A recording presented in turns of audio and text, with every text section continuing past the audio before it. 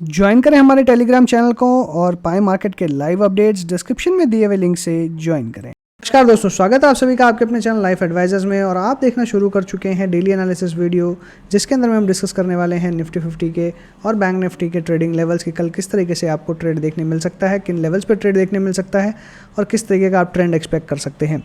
उससे पहले हम जानते हैं कि आज के लेवल्स किस तरीके से रहे थे, जो कल हमने प्रेडिक्शन करी थी, जो हमने रेंज डिस्कस करी थी, क्या उसकी तरफ से मार्केट चलते हुए नजर आया। तो अगर हम देखें, हमने डिस्कस करा था कि मार्केट जो है वो थोड़ा सा बेयरिश रह सकता है और उसके रीज़न हमने क्लियरली चार्ट पे डिस्कस किए थे। और जो रेंज हमने डिस्कस करी थी, लोअर रेंज थी 17,850, अपर रेंज थी 18,050। और आज के हाई एंड लो की बात करी जाए, आज का हाई 18,022 और लो बन रहा है 17,879, यानी perfectly within our range. जो बेयरिश रेंज है वही देखने के लिए मिली। इनिशियली अगर देखा जाए तो मार्केट जो है वो एक साइडवेज रेंज में था। मार्केट की ओपनिंग हुई थी 17,950 पे, 940 पे रैदर, और उसके बाद में हमने देखा कि एक हाई बना और फिर उसके बाद में एक जो लो बना, उसमें सपोर्ट लेके वापस बाउंस बैक देखने मिला, लेकिन फाइनली एक ब्रेकडाउन होते हुए दिखाई दिया, जो कि एक काफ़ी ख़राब संकेत हम कह सकते हैं। लेकिन कहीं ना कहीं हमें एक अच्छा संकेत F&O की तरफ से जो आता हुआ नजर आया, डेटा की तरफ से, वो भी हम कह सकते हैं कि वहाँ पर कहीं ना कहीं पॉजिटिविटी है। और सिंस कल वीकली एक्सपायरी का दिन है, इसलिए कहीं ना कहीं वॉलेटिलिटी जो है वो आपको कल बहुत ज़्यादा देखने मिल सकती है। यानी कल कोई भी डिप आएगी तो आपको एक एग्रेसिव बाइंग भी देखने मिल सकती है, या फिर आपको और एकदम बिकवाली जो नीचे की तरफ हो रही है वो और बढ़ते हुए नजर आ सकती है। हमारी करंट क्लोजिंग लेवल्स की अगर बात करें, 17,898 के आसपास, यानी 17,900 के आसपास, 17,900 के आसपास क्लोजिंग देखने के लिए मिल रही है। आधे परसेंट के साथ में निफ्टी 50 में गिरावट देखने मिल रही है। और ये मेजरली अगर देखा जाए तो मेटल स्टॉक्स की तरफ से, बैंकिंग स्टॉक्स की तरफ से, फार्मा स्टॉक्स की तरफ से, तो बहुत ही डिफरेंट वेरिएशंस में, वेरिड सेक्टर्स के अंदर में रादर आपको गिरावट देखने मिल रही है, प्रॉफिट बुकिंग देखने मिल रही है। यानी अगर देखा जाए तो निफ्टी 50 में अच्छी खासी प्रॉफिट बुकिंग देखने मिल रही है। वहीं अगर हम बाकी इंडाइसेस को देखें, आपके सामने मैंने अब से जो हम डिस्कशन कर रहे हैं उसमें ये भी इसलिए डिस्कशन करेंगे, ज़रूरी है ताकि आपको एक ब्रॉडर मार्केट में क्या हो रहा है वो आपको समझ में आए। विक्स अगर आप देखेंगे तो क्लियरली 1.41 गिरावट आई और मार्केट भी गिरते हुए नजर आया। यानी जो गिरावट है ये क्लियर कट एक तरफा है और आपको कोई भी आज ट्रेंड जो है बहुत वोलेटाइल नज़र नहीं आया। हालांकि एक साइडवेज रेंज थी, विक्स के नीचे होने के कारण ऑप्शन बायर्स जो है उनको काफ़ी लॉस होते हुए नजर आ रहा था, और वही हुआ है और कंटिन्यूसली वही होता रहेगा। अगर ब्रॉडर मार्केट्स की तरफ देखें तो निफ्टी नेक्स्ट 50 में बहुत ही मामूली गिरावट है, लेकिन वहीं पे बाकी सारे इंडाइसेस को देखा जाए 100, 200, 500, मिड कैप, स्मॉल कैप, तो इनके अंदर में आपको अच्छी गिरावट देखने मिल रही है, यानी लगभग आधे % के साथ ये भी डाउन है। वहीं पे स्मॉल कैप 100 जो है, यहाँ पे आपको कुछ खरीदारी देखने मिल रही है, यानी ये स्टेबिलिटी है। यानी मार्केट अगर देखा जाए तो ओवरऑल मार्केट स्टेबल है, कि मार्केट में कोई ऐसा सीन नहीं है कि बहुत ज़्यादा ही एकदम मार्केट मची हुई है, ऐसा नहीं है। क्योंकि अगर आप इंडाइसेस में गिरावट देखेंगे तो कुछ बहुत ज़्यादा मेजर नहीं दिखाई दे रही है। स्टॉक स्पेसिफिक एक्शन जो है वो बना हुआ है। सेक्टर वाइज अगर हम बात करें तो सेक्टर वाइज आपको कुछ अगर इस तरीके से देखें तो मुझे ऐसा लगता है ऑटो में अच्छी खरीदारी थी, क्योंकि टाटा मोटर्स, M&M, मारुति सब में अच्छी तेज़ी थी। वहीं पे IT स्टॉक्स में भी एक ठीक ठाक ट्रेंड आपको देखने मिला। Media stocks, PSU, banking, SBI वगैरह में अच्छी तेज़ी बनी हुई थी। लेकिन अगर मेटल्स में देखें, फार्मा में देखें तो अच्छी पिटाई चल रही है। साथ में रियल्टी स्टॉक्स के अंदर में भी अच्छी पिटाई चल रही है। प्राइवेट बैंक्स में तो कंटिन्यूसली गिरावट है ही।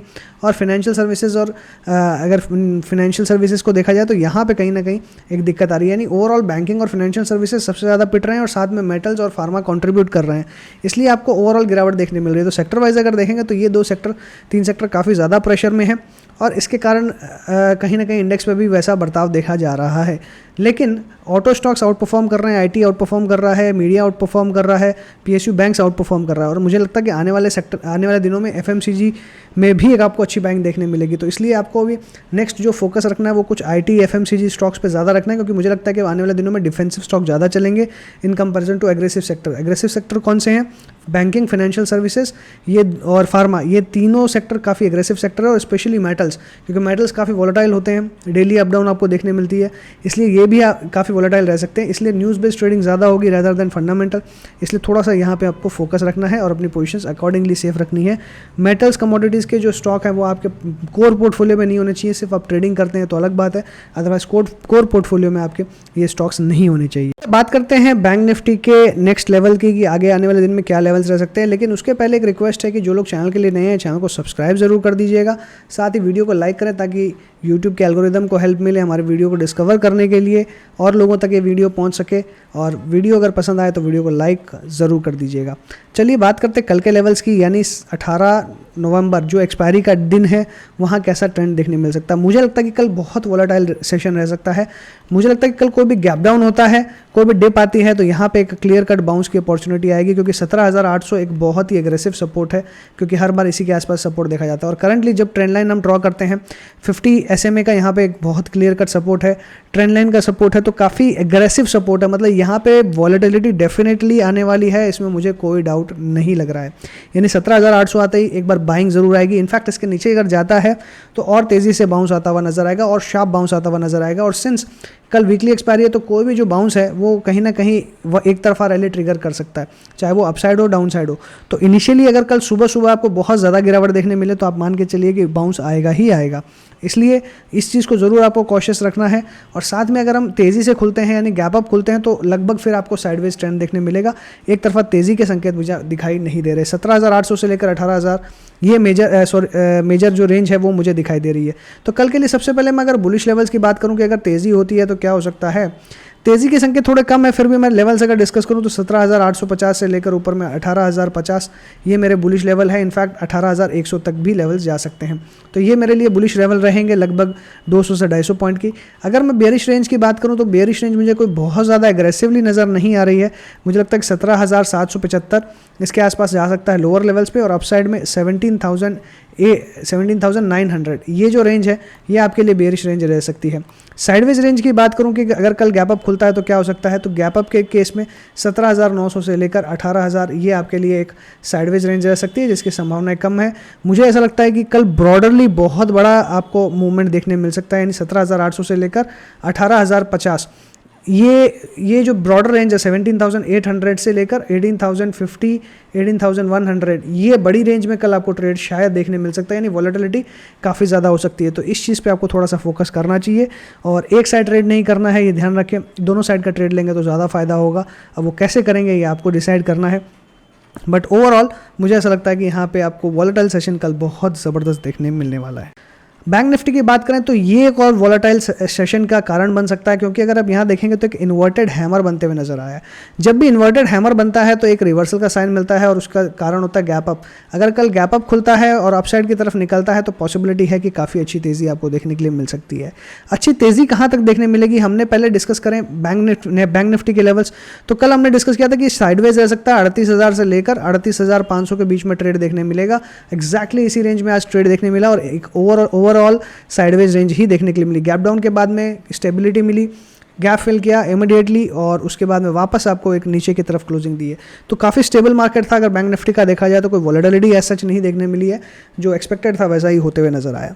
कल के लिए मैं अगर एक्सपेक्ट करूं तो अगर जिस तरीके की कैंडल है एक बुलिश लेवल्स आप एक्सपेक्ट कर सकते हैं, यानी एक रिवर्सल की पॉसिबिलिटी बिल्कुल बन रही है। तो लेवल हमारे लिए अभी भी 38,000 से लेकर 38,500 के ही रहते हैं, इसके कोई बदलाव नहीं है। साइडवेज की अगर मैं बात करूं तो मुझे लगता है साइडवेज रेंज भी आपको ये बुलिश लेवल के आसपास ही नज़र आएगी। इसी रेंज के अंदर में आपको 50 पॉइंट ऊपर नीचे आप लेके चल सकते हो, बट अदरवाइज मोटा मोटी यही रेंज 37,900 से लेकर 38,300। अगर साइडवेज की बात करें पर्टिकुलरली तो 37,900 से लेकर 38,300 तक। और वहीं पे अगर बियरिश रेंज की मैं बात करूँ कि गिरावट होती है तो क्या हो सकता है, तो इस केस में आपको 37,700 से लेकर 38,100 तक ये आपको एक रेंज देखने मिल सकती है। अगर 100 से ज़्यादा मुझे नहीं लगता कि इसके ऊपर जाएगा, तो 400-500 पॉइंट की आपको इस रेंज में गिरावट देखने मिल सकती है। लेकिन 38,000 बहुत ही स्ट्रॉन्ग सपोर्ट है, इसके नीचे जाता हुआ काफ़ी कम दिखाई दे रहा है। ठीक है, ऑप्शन चेन की बात करें तो एग्रेसिवली हायर लेवल्स पे शॉर्ट क्लियरली नजर आ रहे हैं। 17,900 18,000 के आसपास बहुत ही एग्रेसिव शॉट्स दिखाई दे रहे हैं। वहीं 17,900 पे कुछ लॉन्ग एडिशन होते हुए नजर आए और इंट्राडे में आज जो लॉन्ग पोजीशन बनी थी हायर लेवल्स पे 17,700 800 900 1800 18,000 इसके आसपास की जो पोजीशंस है वो लगभग दिखाई दे रही है। लॉन्ग अनवाइंडिंग ऊपर में है, तो मुझे ऐसा लगता है कि डेफिनेटली 18,000 एक बहुत बड़ा हर्डल है और आज जिस तरीके से शॉर्ट बने हैं अगर कल ये कवर होते हैं तो कोई बहुत बड़ी बात नहीं है। तो और ये कवरिंग मुझे लगता है कि आएगी भी तो सेकंड हाफ के आसपास आएगी, तो बहुत ज़्यादा मुझे कोई स्कोप दिखाई नहीं देता है। ओवरऑल मुझे थोड़ा सा जो माहौल है वो 18,000 के अंदर में ही लगता है कि 18,000 के नीचे ही आपको एक्सपायरी देखने मिलेगी, बट डेफिनेटली अनसर्टेनिटी अपसाइड के लिए रूल आउट नहीं करी जा सकती। वहीं अगर हम क्यूमुलेटिव पोजीशंस पे देखें तो यहाँ पे एकदम क्लियर कट आपको यही देखने मिल रहा है कि अपसाइड में बहुत एग्रेसिव शॉट्स है। 17,900 एक डिफेंसिव लेवल है और नीचे में अच्छा सपोर्ट बना हुआ है, इसलिए मेरी जो ओवरऑल रेंज है, बड़ी रेंज है 17,800 से लेकर 18,000 के बीच में ही आ रही है कि इसी बीच में आपको कहीं ट्रेड देखने मिलेगा। लोअर एंड पे आते ही बाइंग आएगी, हायर एंड पे आते ही अच्छी सेलिंग देखने मिल सकती है।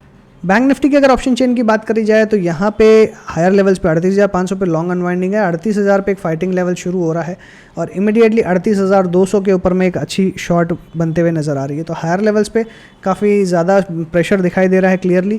क्यूमुलेटिव पोजीशंस भी सिमिलरली यही बता रही है, लेकिन 38,000 पे अभी भी जो बुल्स हैं उन्होंने अपना स्ट्रॉन्ग होल्ड बनाया हुआ है और इसी कारण से आपको इन्वर्टेड हैमर देखने मिला और वही सजेस्ट कर रहा है कि एक रिवर्सल आपको देखने मिल सकता है। और बैंक निफ्टी में रिवर्सल मतलब निफ्टी के अंदर में भी एक अच्छी तेज़ी आप एक्सपेक्ट कर सकते हैं। इसलिए कल मुझे लगता है कि डिसाइसिव जो रहेगा मूवमेंट वो सिर्फ और सिर्फ बैंक निफ्टी की तरफ से आता हुआ नजर आएगा और उसी के कारण मार्केट आपको अप साइड या डाउन साइड कहीं ना कहीं एक तरफ मूवमेंट दिखा सकता है। सो इसी के साथ मैं अपनी बात को मैं वाइंड अप करूंगा। आशा करता हूँ वीडियो आपको जरूर पसंद आई होगी। वीडियो अगर पसंद आई है तो लाइक करना ना भूलें, दोस्तों के साथ शेयर करें, कमेंट बॉक्स में व्यूज़ जरूर लिखें। सो इसी के साथ thanks for watching again. Happy trading and investing.